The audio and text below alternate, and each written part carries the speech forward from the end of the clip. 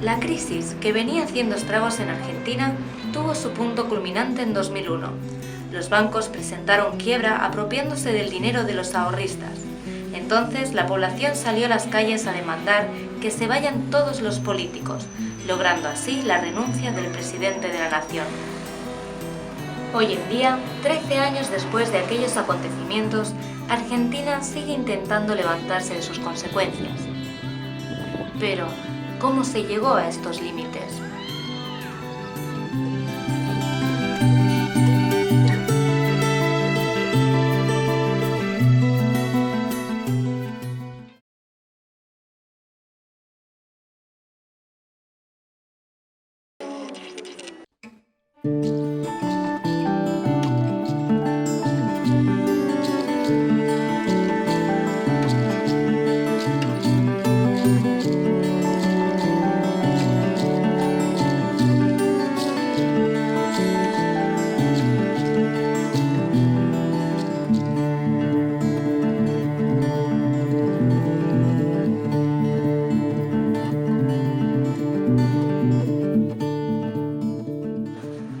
Digo, justamente lo que hacen es esto, digo, el neoliberalismo, digo, a nivel de políticas, donde estos tipos deciden cómo van a oprimir a un pueblo y lo van a formatear para que le responda a sus intereses, digo, concretamente el neoliberalismo se arma en el consenso de Washington, donde justamente se juntan determinados países a definir lo que iban a hacer con América Latina, como en su momento habían planificado las dictaduras, y así con los otros continentes más pobres también, ¿no? Y hoy deciden eso, y empiezan a aplicar una serie de medidas donde los 90 vivimos el desmantelamiento del Estado. ¿No? El neoliberalismo fundamentalmente surge como ideología a partir de la crisis del estado de bienestar en los 70. En los 70 la crisis de estado de bienestar que había surgido con la Segunda Guerra Mundial entra en crisis. Entra en crisis por muchos factores, que ahora no vienen a la explicación, pero el neoliberalismo viene a proponer la solución a esa crisis. Y esto tiene que ver, bueno, fomentar la libre empresa, la sustentación de las empresas ya no vía subsidio o intervención del Estado, sino liberarlas a la libre competencia.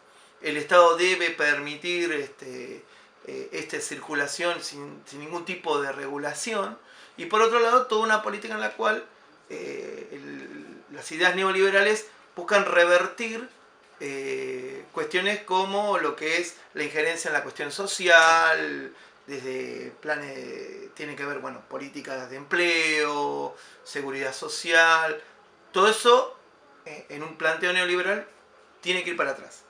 O sea, no entra dentro de lo que es la libre competencia. Entonces, el neoliberalismo necesariamente es eso. La idea de establecer un Estado que no intervenga en la economía, aunque uno dice, el Estado sí interviene en la economía porque lo que está haciendo es, están tomando medidas para que determinados grupos más poderosos económicamente puedan actuar libremente, y eso es una forma de intervención.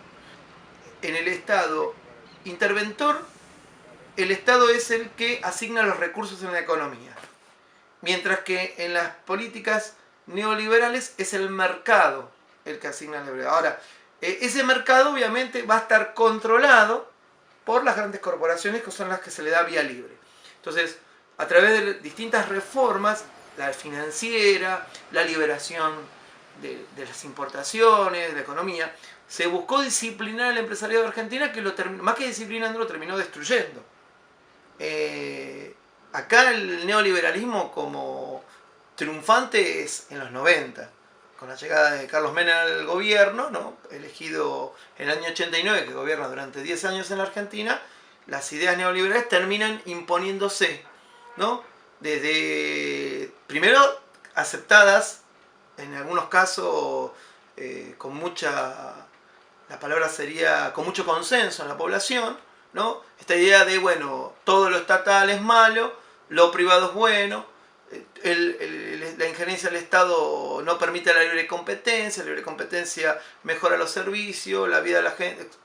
Bueno, y esto obviamente implica un montón de políticas que van asociadas a, bueno, a transformar la economía de manera, en algunos casos, brutalmente. A partir de hoy, rompemos la telaraña de un Estado prebendario, asfixiante y arbitrario, que trabó la vida productiva nacional con un conjunto de innecesarias regulaciones. Otro tema crucial en el que no cederemos ni un ápice es en el de la reestructuración y privatización de empresas. El gobierno ha sido muy cuidadoso en reducir a un mínimo el costo social de este proceso. Ya se ha disminuido en 60.000 personas el empleo público. Cierran miles y miles de puestos de trabajo, cierran fábricas, se generan un montón de desocupados y nuestro gobierno, cipayo, digamos, de esos intereses por enriquecimiento ilícito propio, personal, individual, de ambición bien propia del capitalismo que tiene, digamos, esta gente interna del país que totalmente vende, no solo se vende a sí mismo, sino que al pueblo, digo, y acuerdan medidas laborales donde le quitan todos los derechos ganados a los trabajadores en los 90. No solo que los dejan sin su identidad, sin su estabilidad, sin su sueldo, sin un montón de cosas, sino que además eso, ¿no? Vamos allá.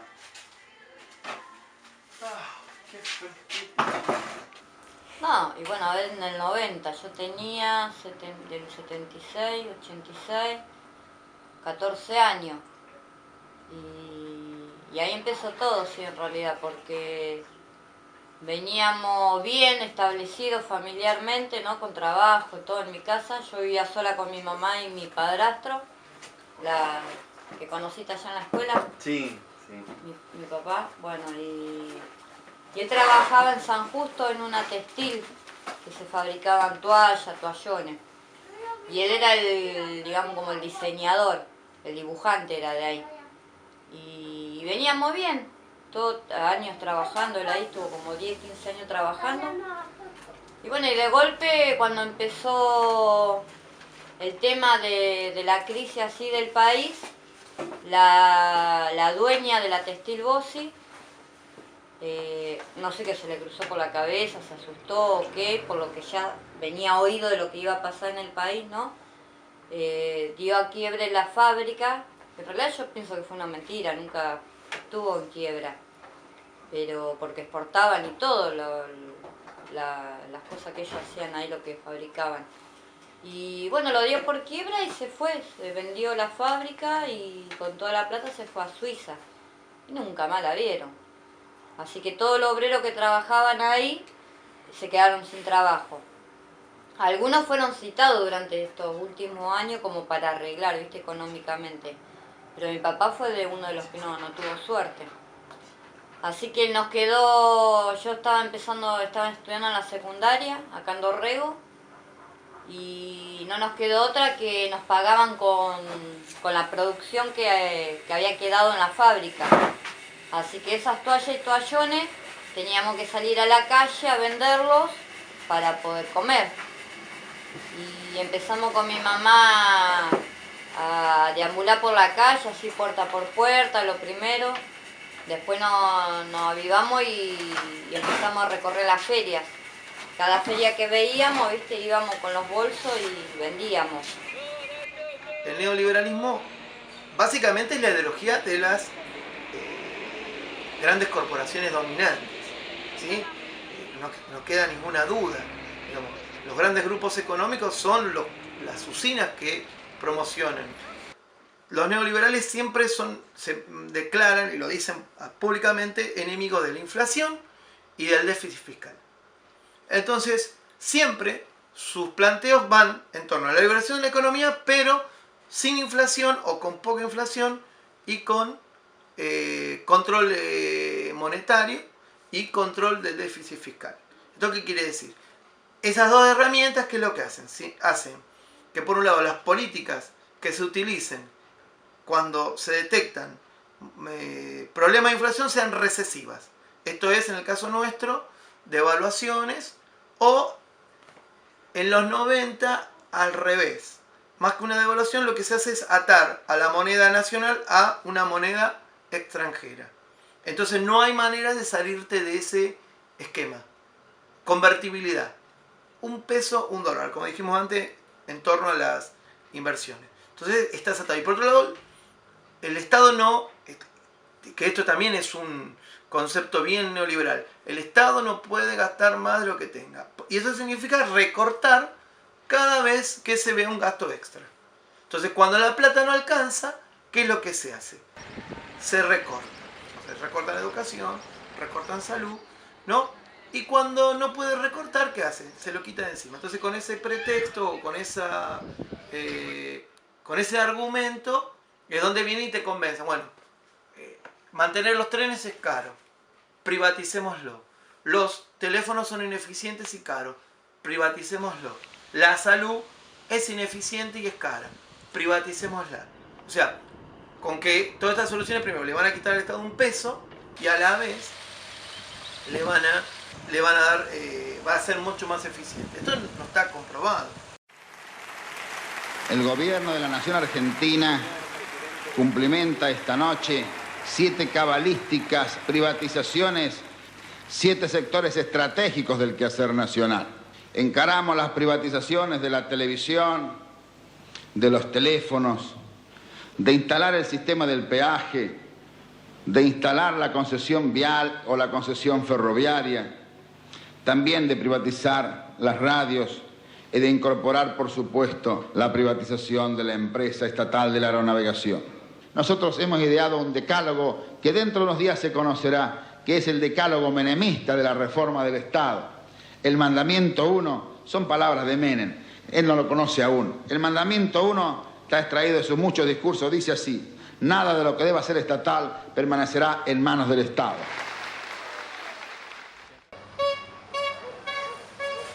Acá se había vendido, se empezó, creo que fue por Entel.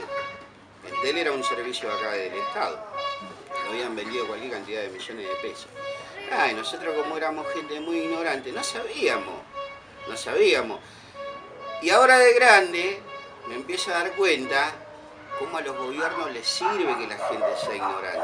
Cómo les sirve que no opinen, cómo les sirve que no se metan, que no estén dentro de lo que es generalmente, ¿no es cierto?, la historia política de lo que es nuestro país. O sea, le venden eso. Los 90 es la etapa de nuestra historia más reciente, donde se venden todas las cuestiones que teníamos como colectivo, como Estado común, y se vende YPF a los españoles, y se venden los ferrocarriles, se venden los teléfonos, que también son, digamos, se venden una serie de cosas donde nos quitan hasta esos valores, digamos, esas pertenencias colectivas.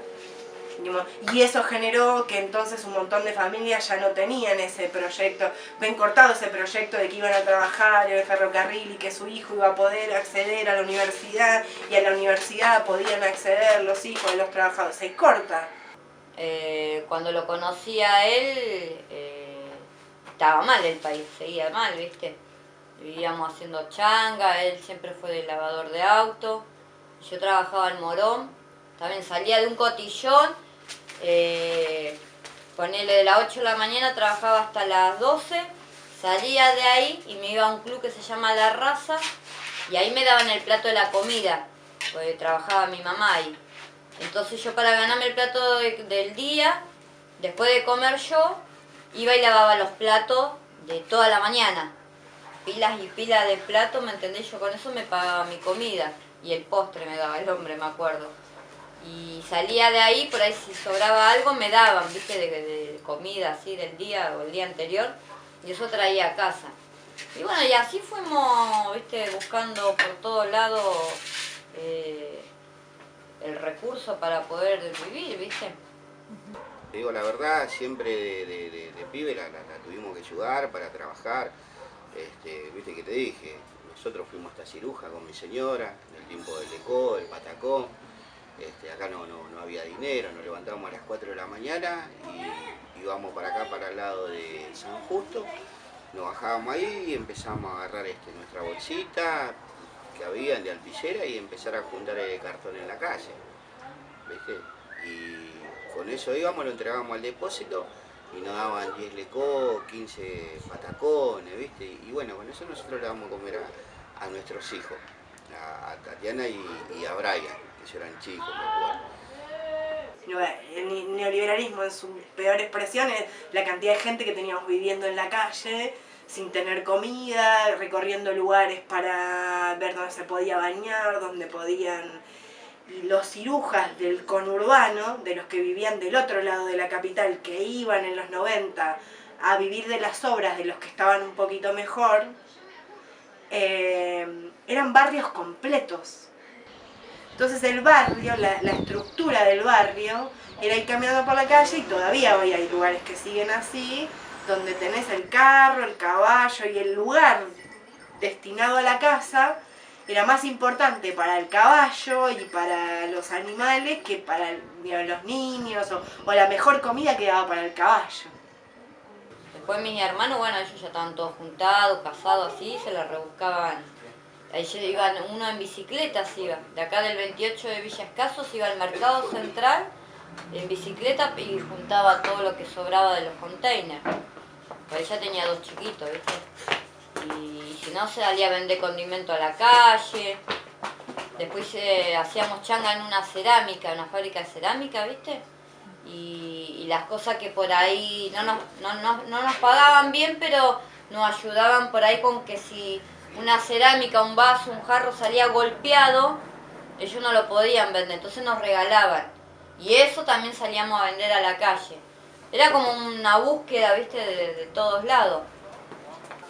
A partir de la implementación del neoliberalismo, en donde más se sintió que cuestiones quedaron en deuda en nuestro país y, digamos, en el pueblo, es la falta de trabajo.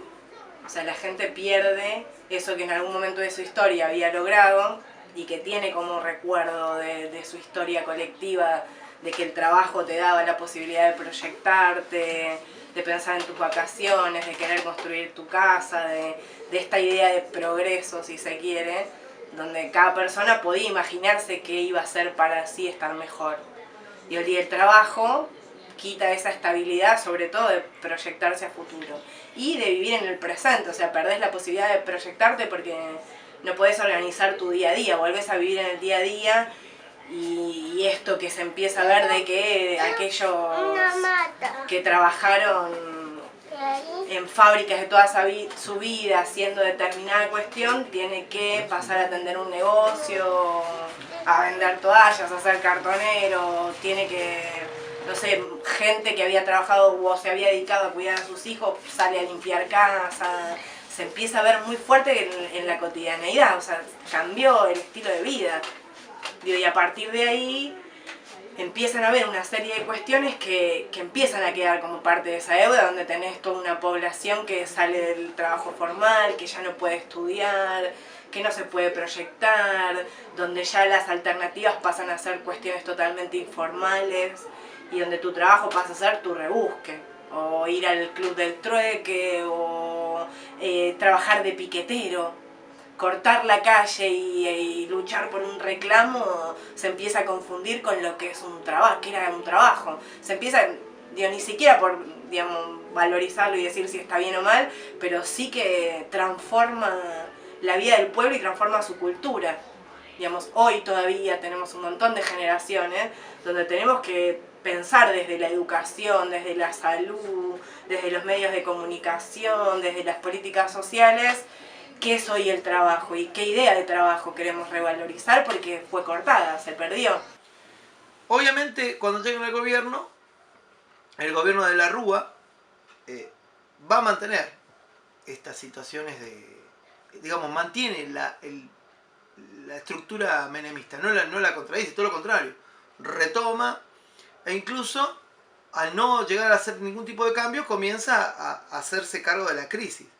Y la crisis que comienza con un desempleo cada vez más fuerte, el desempleo llega a un 18%, importante. Bueno, siempre sabemos que estadísticamente en la tabla general el desempleo siempre es más fuerte en la franja de los jóvenes, ¿no? Si era 18% general, seguramente llegó al 30% en los sectores más jóvenes. ¿no? Como ya en España, ¿no? Que es mucho más alto inclusive. Pero esto comenzó a sentirse. Y primero, obviamente, la cuestión de la recesión. ¿Qué significa recesión? No hay dinero. Entonces, durante el gobierno de la Rúa comienzan claramente a verse las consecuencias de lo que después se llamó la fiesta menemista. La fiesta que alguien iba a tener que pagar. Entonces, aplicando recetas neoliberales, pero atados a la estructura de la convertibilidad, en la cual no podemos emitir dinero, no se puede devaluar, ¿no? ¿Qué se hace? Las provincias comienzan a decir, bueno, no tenemos plata, ¿qué hacemos? Entonces comienzan a emitirse cuasimoneda. ¿Qué es una cuasimoneda? Es un bono de deuda que tiene un valor nominal, ¿no? Que en el caso, yo les pongo el caso de los patacones, después lamentablemente estaría bueno que uno demuestre que hay un patacón, pero bueno, eso lo buscaban después en internet. La cuasimoneda es un bono que representa el valor de una moneda circulante y que, por otro lado, al ser un bono de deuda, tiene un interés de rescate. Esto, todas las provincias, la mayoría comenzaron a hacer, incluso la Nación, que sacó uno que tenía el nombre de LECOP. ¿Sí? LECOP es la sigla del nombre de la moneda. Y los patacones, como se llamaron en la provincia de Buenos Aires, tenían el mismo. Entonces, por ejemplo, nosotros que éramos empleados públicos, comenzamos a recibir una porción en patacones. Llegó un momento que el Estado no podía pagar más los sueldos. O sea, por ejemplo, les doy un ejemplo personal. Acá saltamos de un mes que cobrábamos un día 5 a llegar al otro mes hasta el 20 y no haber cobrado todavía. Entonces, en un momento, esa crisis hizo que el gobierno dijera, bueno, pagamos una parte en patacones. Claro, pero ¿qué pasó? Al mes siguiente aumentó la proporción de patacones hasta que fue todo patacones. O sea, el gobierno, la provincia no tenía más plata. ¿Cómo te pagaba? Con un bono de deuda. Entonces vos con eso tenías que pagar la luz, tenías que pagar vivir. Porque el pueblo, ya el país estaba prendiendo fuego, ¿viste? La gente empezaba con la historia de los saqueos, los supermercados grandes ya empezaban a tener gente con metralladora adentro de los galpones. Se venía jodida la mano en la Argentina.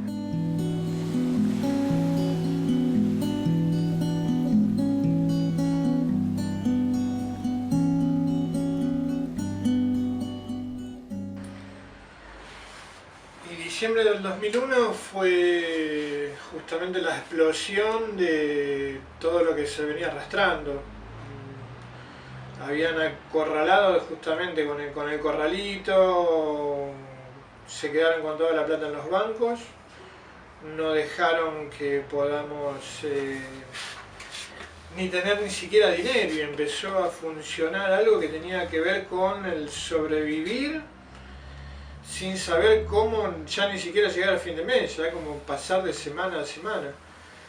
Y una de las cosas que explotó, que es lo que hizo caer al gobierno, fue la ley de flexibilización laboral, producir una cantidad de contratos basura, que uno pasaba a perder todos los derechos que sabían que teníamos ganados, porque somos uno de los países más sindicalizados de América. El error que comete justamente fue, como empezaron saqueos y empezaron movilizaciones, porque no había ni para comer, ni siquiera había comida, porque como ni siquiera vendían comida, porque justamente los comerciantes lo que hacen, para especular con los precios y la mercadería, empiezan como a desabastecer. Bueno, la gente empezó a movilizarse, a ver saqueos en supermercados y cosas. Al gobierno no se le ocurre mejor idea que hablar de estado de sitio. O sea, para nosotros hablar de estado de sitio nos remitía a todo lo que fueron los gobiernos militares. Habla al país el presidente de los argentinos, doctor Fernando de la Rúa. Compatriotas, culmina un día difícil. Han ocurrido en el país hechos de violencia que ponen en peligro personas y bienes y crean un cuadro de conmoción interior. Quiero informarles que ante eso he decretado el estado de sitio en todo el territorio nacional e informado al Honorable Congreso. La gente automática, espontáneamente, sale a la calle y empiezan a juntarse en la plaza espontáneamente el 19, ahí empieza a haber una represión y empezamos, o sea, yo el 19 lo veo por televisión y bueno, la represión fue muy grande, la gente se siguió quedando, se quedó a la noche y el 20 digo, bueno, voy, como creo que como muchos, la idea era voltear el gobierno. Y la cuestión fue esa, resistir alrededor de la casa de gobierno, sin organización ni nada, porque fue todo absolutamente espontáneo. Y lo que hacíamos era eso, avanzar y retroceder y irnos por una calle, volver por la otra y resistir hasta que termina cayendo el gobierno. Eso costó 35 muertos ese día, de los cuales no hay ningún culpable todavía que haya pagado con nada. Entonces se empezó todo un movimiento asambleario donde la consigna era que se vayan todos y quedamos como tratando de convivir entre nosotros porque el tejido social se rompió. O sea, hubo algo que tuvo que ver con que esto institucionalmente quedamos en nada. Ahí vino lo que ahora los chicos llaman la semana de los 5 presidentes. El neoliberalismo como modelo político tiene una pata cultural tan fuerte y tan bien pensada que desactivó los valores culturales simbólicos que nos unían como pueblo. Desactiva eso, la gente termina trabajando de cortar la calle para reclamar por un derecho. Y lo que te pedía como derecho no era el pan para comer, te pedía un plan. Ni siquiera trabajo, eran piqueteros en luchas por un plan o para que Coto nos diera tanta comida en una empresa argentina que terminaba conveniando porque si no la saqueaban. Y ya estábamos viviendo acá, en Barrio Esperanza, acá en el 38. No me acuerdo de qué trabajaba. Querías ir a saquear. Sí, yo sí, la verdad que sí. Querías ir a saquear. Él no me dejó.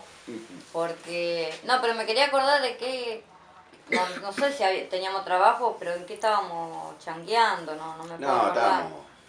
Creo que estábamos todo el día acá y viviendo al día, a ver qué salía o si alguien te venía a buscar. No, y ahí está lo específico, lo que fue el trueque. Estábamos en eso todavía, ¿no? Sí. Porque igual el trueque iba, que yo por ahí hacía rosquita y vos hacías pan casero. Entonces cambiábamos. Bueno, vos me dabas un pan casero y yo te daba una docena de rosquitas. Y después, bueno, comprabas, viste, con lo que hablábamos hoy del arbolito, la necesidad de básica. Porque se empiezan a perder cosas que tienen que ver con la identidad. Y el trabajo era una de esas. O sea, lo identitario del trabajo y lo que te permitía a vos trascender a través del trabajo como persona, esto también se rompe, porque cuando en el 2001 justamente se quiebra todo lo que tiene que ver con el trabajo, todos los trabajadores empezamos a reciclarnos.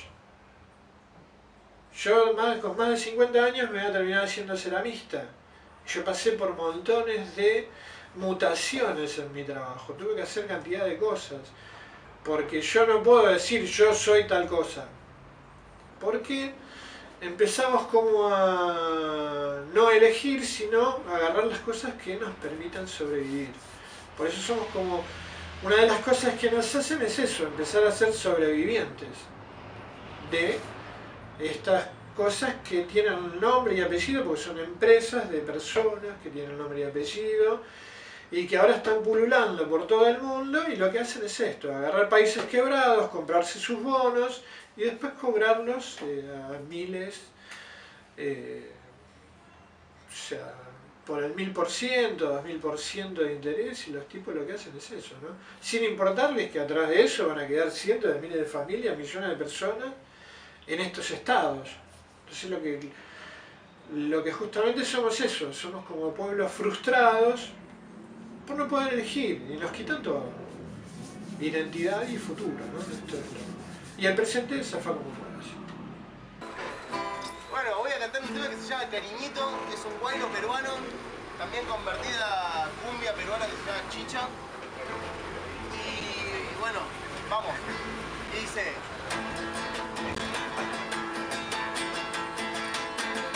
Lloro por quererte, por amarte y por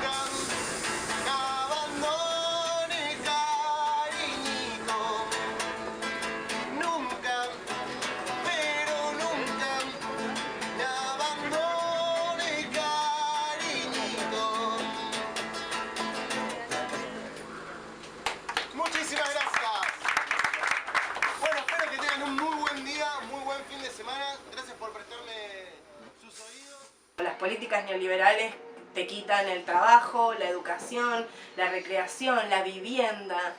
Digo, esto que tranquilamente viven en España, de vivir del párico, tener que compartir con un amigo y vivir en un departamento 10, porque si no, no llegás a cubrirlo, y buscar alternativas para poder salir y alternativas para poder viajar y demás. Para nosotros eso fue una cotidianeidad y más restringida, porque en lo que es la clase media argentina, más o menos, empieza a perder como su capacidad de vivir de determinada manera, con determinadas comodidades, ni siquiera lujos, comodidades. A niveles más pobres perdían la comida diaria. Y esto que pasa, la educación empieza a cubrir la comida diaria, empieza a hacer la contención de los padres. O no, los chicos dejaron de ir a las escuelas porque se iban en familias a cartonear a Capital.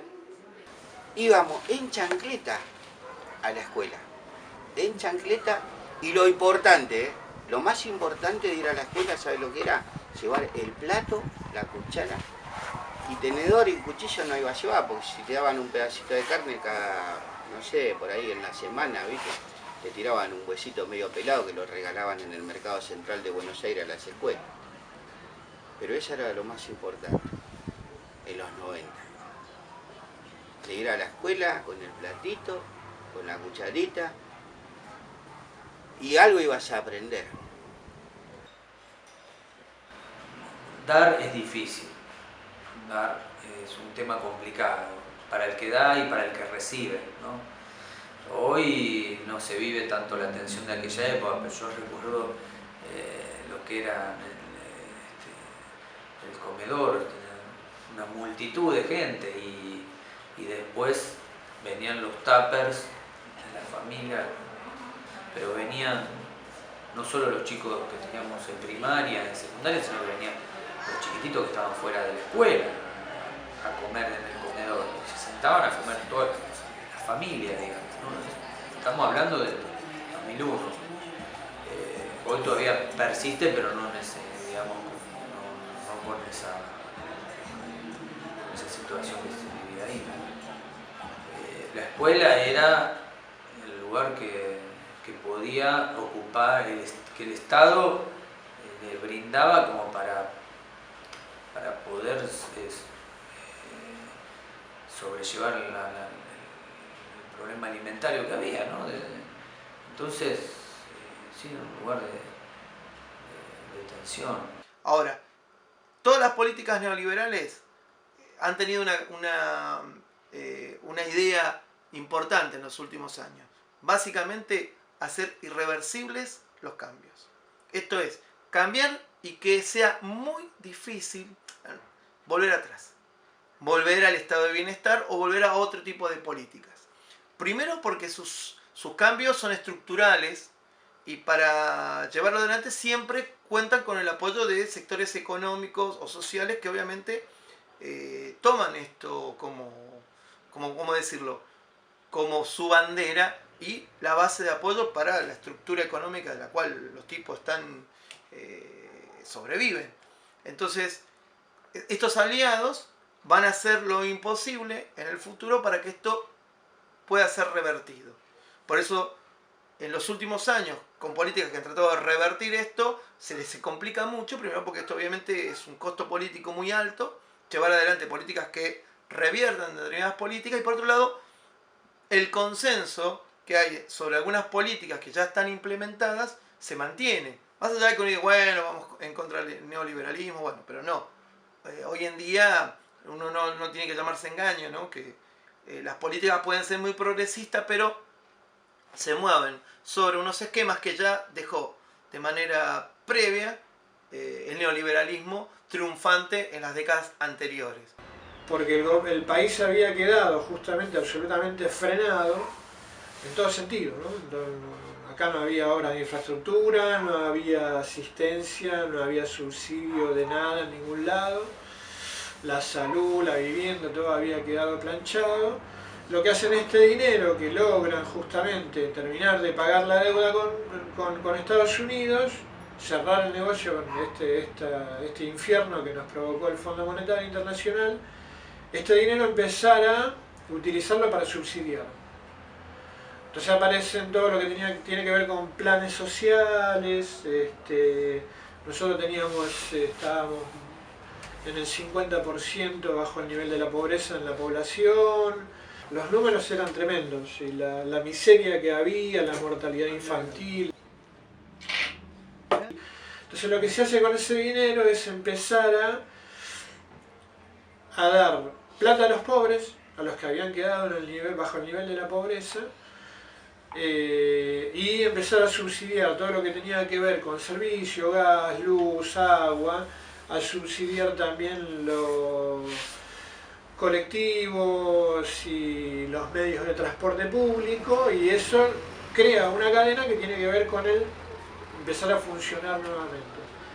Y empezar a hacer políticas que tienen que ver con empezar a levantar lo que tenía que ver con el trabajo, porque lo que había desaparecido era el trabajo. La Argentina empezó a crecer de esta política, del desarrollo que hay, ¿no es cierto?, en la gente, en lo popular. Usted fíjese, todo el mundo se queja que hay en la calle 2.000, 3.000 millones de pesos tirados en la calle. No están tirados en la calle, porque la gente lo trabaja eso. Si no, ¿cómo hago para comprar todos los días el paquete de azúcar? ¿Cómo hago todos los días para comprar el pan? ¿Cómo hago todos los días para comprarle la leche para mis hijos? Y no tan solamente digo, ahora me conformo con una leche, porque es verdad, Beatriz, ahora no me conformo con una leche, ahora le quiero comprar el yogur, ¿me entendés? Ahora le quiero comprar el paquete de galletitas, ahora le quiero comprar las facturas. ¿Y qué? ¿Eso no me pertenece a mí? Y esto es muy real lo que te estoy hablando, ¿eh? Hay mucha gente que se siente mal con lo que son los programas, ¿no es cierto?, de lo que son, más que ayuda social, es un desarrollo tremendo social. ¿Viste? La asignación universal por hijo. Hay gente que se siente mal de que lo digan. Hay mucha gente que se siente mal. Esto fue en una ferretería. Yo le iba a comprar. Y hay gente, como nosotros, que está esperando ponerle que llegue a veces el fin de mes, 5, 6, 7, 8, para poder ir a comprar un tornillo con la plata de los planes sociales.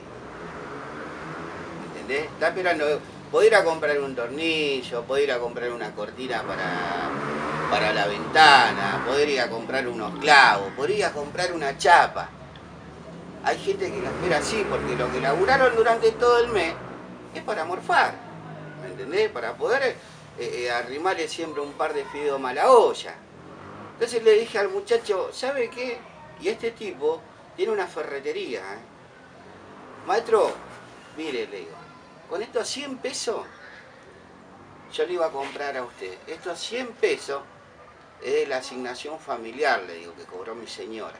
Pero ¿sabe qué? Le digo, usted tiene que poner un cartel grande, más o menos de 2 metros por 2 metros, y decir, plata de la asignación universal por hijo acá no se acepta.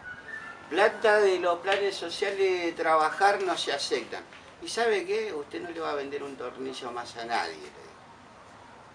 Este gobierno, por ser un gobierno popular, empieza como a tratar de justamente de reestructurar todo lo que tiene que ver con el tejido social, que es lo que se rompió y no se llega a recomponer, ¿no? Porque si bien hay una participación de los jóvenes en la política y vuelve a haber todo un movimiento, nosotros lo vemos en lo social, o sea, para cruzar la calle, mira para 4 lados porque te van a pasar por arriba, o sea, acá no se tiene en cuenta el otro. Es más, y cuando se piensa en pelear o en luchar, se le pega al más débil y al compañero.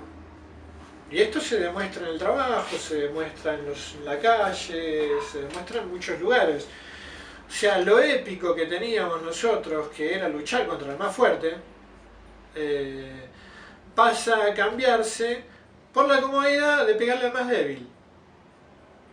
Porque como yo estoy frustrado, es más fácil pegarle al más débil, no me voy a meter con Estados Unidos, no me voy a meter con... Pero esto de la deuda está ligado íntimamente con eso, porque la cuestión es quebrar las voluntades. Entonces, económicamente planteamos una situación. Entonces parece que todo dependiera de la economía, y la economía tiene que estar al servicio de la política y del pueblo. Entonces esta es la disyuntiva que hay. En estos 10 años lo que se empieza a cambiar es que la economía tiene que estar al servicio del pueblo y la política, no al revés. Para esto justamente lo que hay que hacer es tratar de que este tejido social que se rompió, tratar de restablecerlo. Y es muy difícil porque, bueno, más allá de eso hay cosas mucho más sutiles que tienen que ver con la penetración cultural que nos han metido por todos lados y que terminamos sin identidad prácticamente cultural, nacional. Ya es como que nos diluimos en algo que ya somos, en realidad no sabemos muy bien qué es lo que somos. Y si pensaste en megaprogramas de estudio, pero no tenés en cuenta que hace 10 años que no van a la escuela y que se olvidaron de lo que es ir y mantener la atención 4 horas en un lugar organizado y no se pueden mantener quietos ni escribir en una mesa porque vivían todos en una pieza de 2x2 con una cama y dormían 10 en una cama, no tienen mesa para sentarse a escribir y aprender a estar tranquilo y estudiar. Y eso no se hace en 10 años después. Lleva un proceso de recordar un montón de cuestiones como pueblo que perdimos. Y que encima, como te mataron a 30.000, no tenés a dónde recurrir para que te las cuenten. Y si además quemaron un montón de información que te contaba de esas cosas, no tenés con quién te la cuente. Y si además la gente quedó con miedo y tiene una historia inventada para no morirse de tristeza, no tenés quien te la cuente.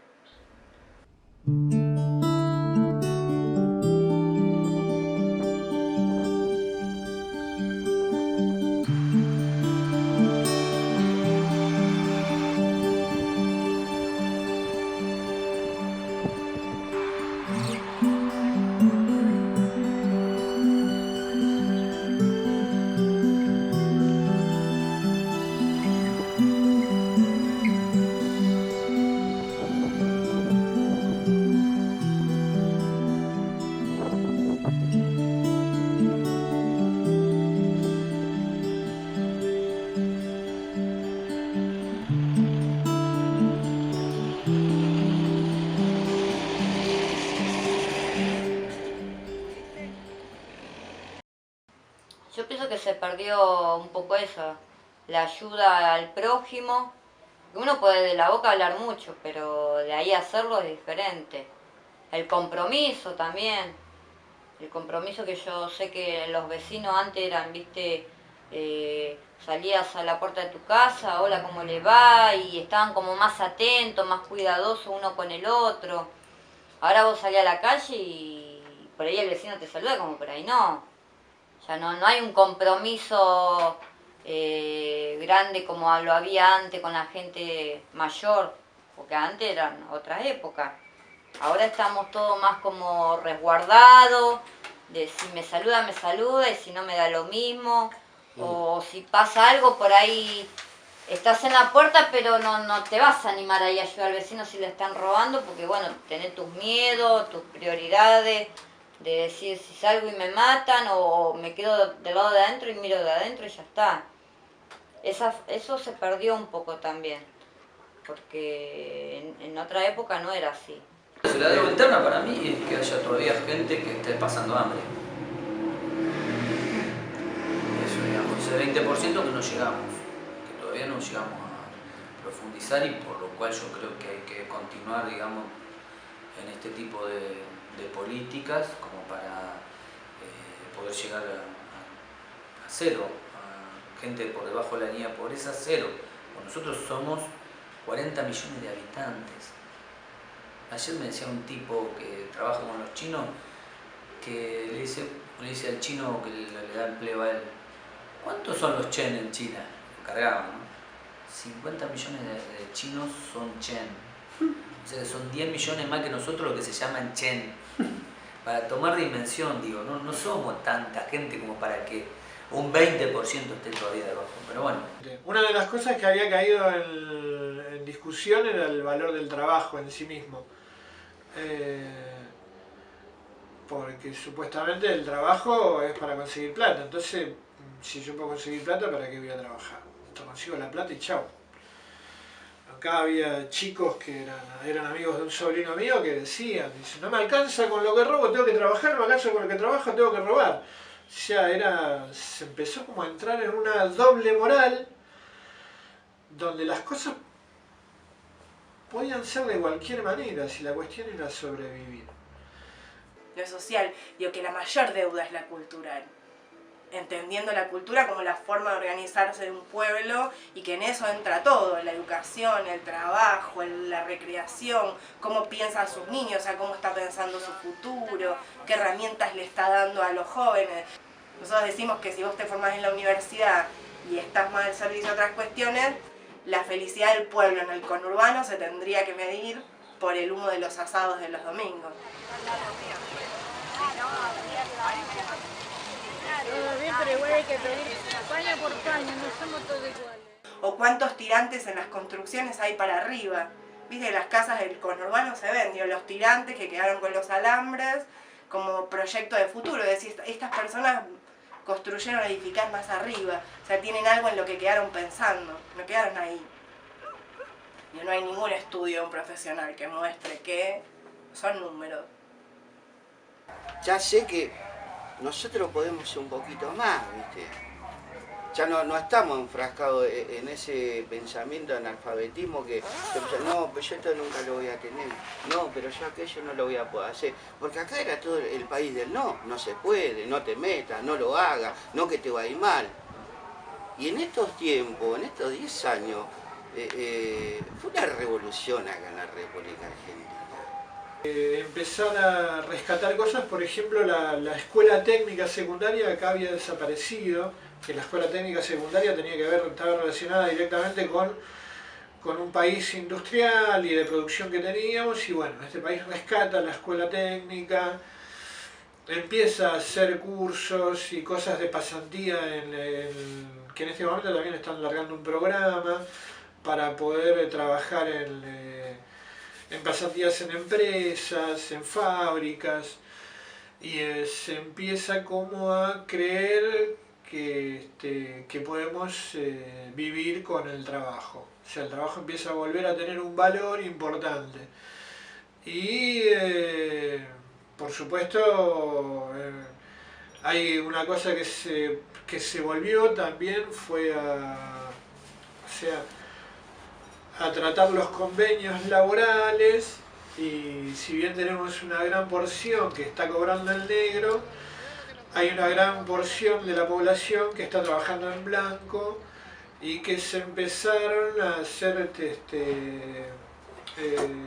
se empezaron a rescatar sueldos y se empezó a subir por suerte, tanto lo que tenía que ver con jubilaciones.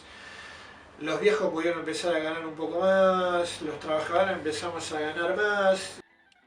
En un principio, fines, iban los que tenían miembros de las cooperativas de trabajo. El gobierno les pidió que estudien a cambio de, se capaciten a cambio era la contraprestación por lo que ellos recibían, digamos, se debían capacitar y hacer un trabajo comunitario, y estaba dedicado a eso. Y bueno, cuando estuvimos más o menos ya situados, ¿no?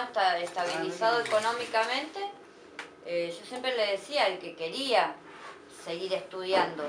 Pero bueno, después vinieron los chicos, ¿no? Mi nena ahora tiene 9 años y él me decía, bueno, cuando la Pri sea un poco más grande se iba a poder. Y yo más o menos ya andaba buscando lugares, pero bueno, eran de noche, muy lejos, tarde, y tampoco podía dejar a los chicos para irme a estudiar. Y un día llegué ahí a la escuela y escuché, ¿no? Y vi un par de propagandas de que iba a estar el Fines 2, que era de adultos, que iba a ser gratuito, que iban a ser 2 días a la semana, pocas horas. Y entonces vine y le comenté a él y me dice, bueno, andá, fíjate, anotate, me dice. Así que fui rápido por la duda que no haya vacante, y cuando entré ahí, bueno, no lo podía creer, porque la verdad que uno, por más que sea adulto, de no perder la esperanza y poder estudiar. Me acuerdo que ni goma tenía para ahorrar, usaba la miga del pan. Y es más, a veces no tenía calzado y me iba en hojota a la escuela. No vengo de una familia estudioso ni nada. No, nada que ver. Mi papá italiano venía de la guerra de allá que se escapó a trabajar de cartonero acá. Mi vieja laburando para mantener todos los nietos.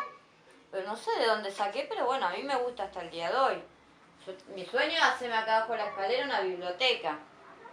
Tengo allá el armario aquel lleno de libros. Y acá todo a mano, carpeta. Yo estoy aburrida y agarro la carpeta de mis hijos. Dale, acción.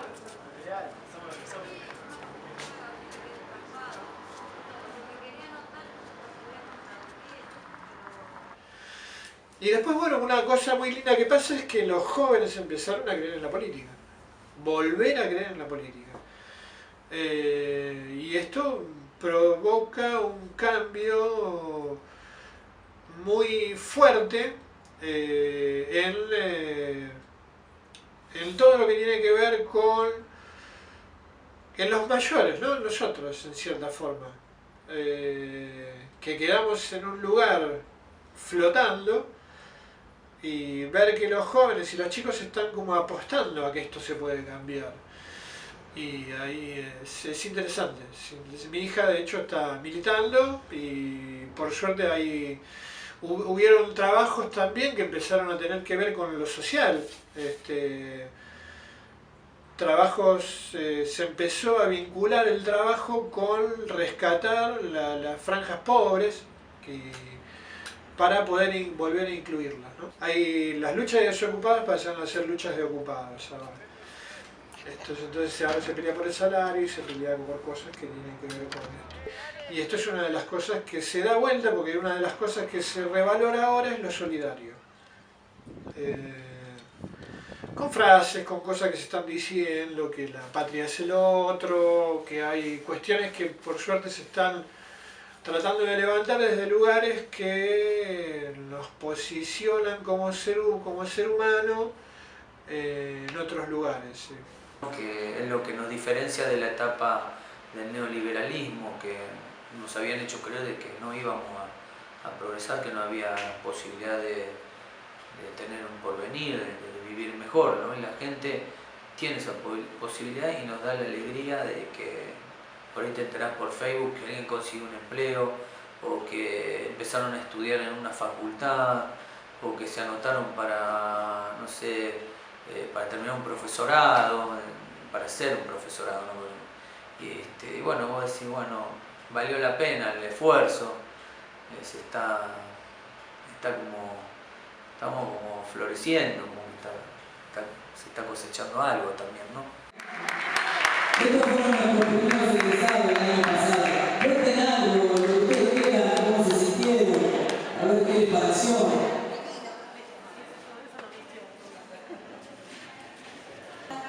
Todos tenemos problemas, trabajo, hijos, amas de casa, pero bueno, una la peleó, la luchó, había muchas trabas, enfermedades, salud, todo, pero bueno, pudimos superarlas, hicimos la etapa. Yo, por ejemplo, bueno, mañana cumplo 38 años y hacía más de 20 años que había dejado la escuela. Y la verdad que cuando arrancó esto del cine, tengo 3 hijos, ¿no? Y con el que reniego más, con el mayor, de 18 que iba a cumplir, quería dejar la escuela, veo que el varón se queda. Insistí, bueno, gracias a Dios este año ya termina, y le digo, qué loco, ¿no? Porque tu mamá a los 38 años se recibió de la secundaria, y vos que tenés todas las posibilidades, te dieron todo, porque acá en la escuela te dan los útiles, el guardapolvo, la lengua, no hay excusa para no estudiar. Así que bueno, lo disfruten, cada día que vengan, disfrútenlo, pasen bien y compartan todas las cosas buenas y las malas que te van a pasar.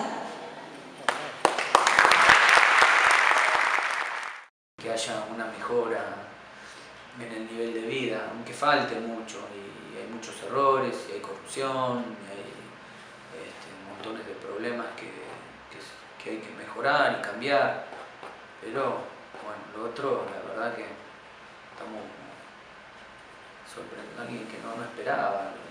Así que 10 años en un proceso de recuperación, después de un neoliberalismo atroz que hemos tenido, no se han alcanzado cosas.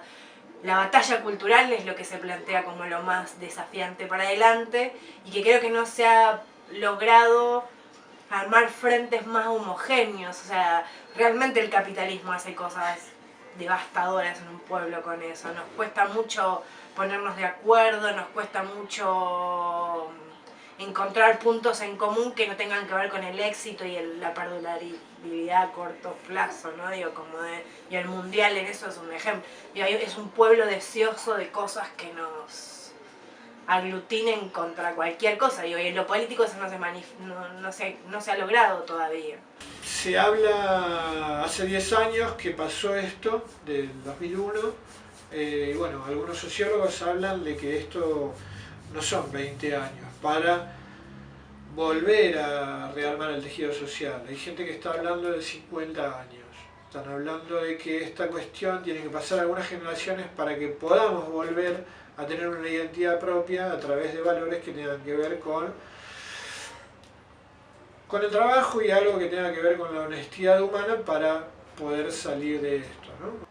Si las organizaciones que hay, populares y sociales, siguen trabajando permanentemente, yo creo que esto se puede sostener.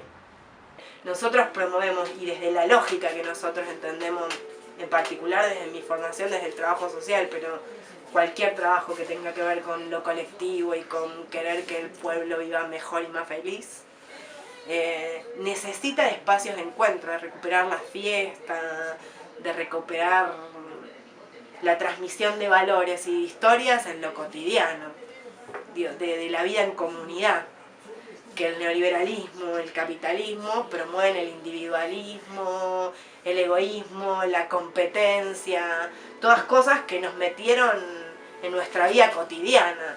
Desconfías del otro, no te podés juntar, nos cuesta trabajar en equipo, no toleramos las diferencias. Y yo creo que aún con estos 10 años también nuevos de historia argentina, con esta década ganada, donde realmente hemos conseguido un montón de cosas que se fueron recuperando después del neoliberalismo, son tan estratégicos en lo cultural, que se te meten tan en tus costumbres arraigadas, que 10 años no alcanzan para transformar eso. Y acá nos fuimos. ¿Con cuántos pibes era Marina a la costa? Como con 100, no, tantos no eran 40, ponele. No sé, más me parece. Ninguno de los coordinadores superaba los 30 años y ninguno sabía nadar. Y nos fuimos a un lugar que daba al mar. Y en un momento llegamos a la playa y dijimos, che, ¿vos sabés nadar? No, ¿vos sabés nadar? No. De ahí nos dimos cuenta que ninguno sabía nadar y que estábamos a cargo de todos esos pibes que estaban metidos en el agua. Ya metidos. Claro, olvídate. El viejo. Estoy igual, boluda. Mira, en otra por ahí, pero ahí no estás igual. Si querés, nos juntamos acá. Hoy, gracias a Dios, podemos emprender, podemos trabajar y yo no sé si el día de mañana, ojalá que no, yo siempre digo y tengo fe, ¿no es cierto?, de que la gente, Dios quiera que la gente tenga memoria de lo que fue la República Argentina, a lo que somos hoy.